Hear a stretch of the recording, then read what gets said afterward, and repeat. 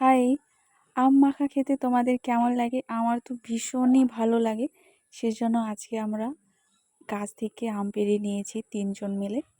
তো আজকের ওয়েদারটা একদম কুল ছিল। সেজন্য আমরা ভাবলাম যে এখন চলো আম পাড়িয়ে খাই।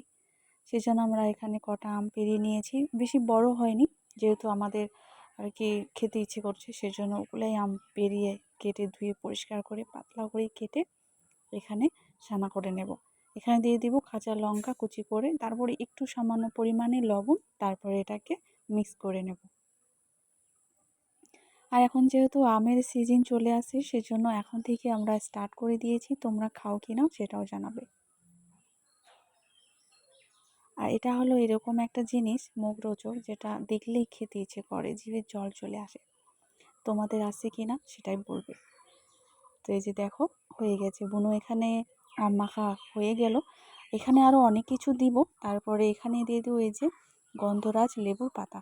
এটা দিলে আরও সেন্টটা বেশি পরিমাণে হবে। তো বুনু এগুলো দিয়ে খাবে না, ও নিয়ে নিল স্পেশালি ওর জন্য। তারপরে আমরা এখন দুজনে মিলে আরও অনেক কিছু এখানে মশলাদার দিব। তো চলো দেখতে থাকো আর কি কি দিচ্ছি এখানে। ও নিয়ে নিয়েছে। তারপরে আমরা এখানে এখন দিয়ে দিব জিরে মশলার গুঁড়ো, প্রথমে হালকা করে জিরে মশলার গুঁড়ো দিয়ে দিব যাতে টেস্টটা আরও বেশি পরিমাণে আসে। তারপরে হালকা পরিমাণে চিনি। চিনিটা এই জন্য দিয়েছি কারণ এখানে আমার ভীষণ ভালো লাগে টক ঝাল মিষ্টি। তারপরে এখানে লাস্টে আমরা দিয়ে দিলাম কী বলতো, কাসুন্দি। ইয়াস, এটা না হলে তো মানে আম মাখাটা আধুরা আধুরা মনে হয়। তো আমার তো ভীষণ ভালো লাগলো। তারপরে লাস্টে দিয়ে দেবো আমরা গন্ধরাজ লেবু। যা সেন্ট বের হয়েছে বলার মতনই।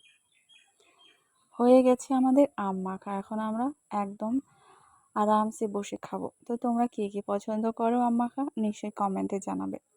আমরা তো শুরু করে দিয়েছি, তোমরা শুরু করে দাও আম খেতে। টাটা।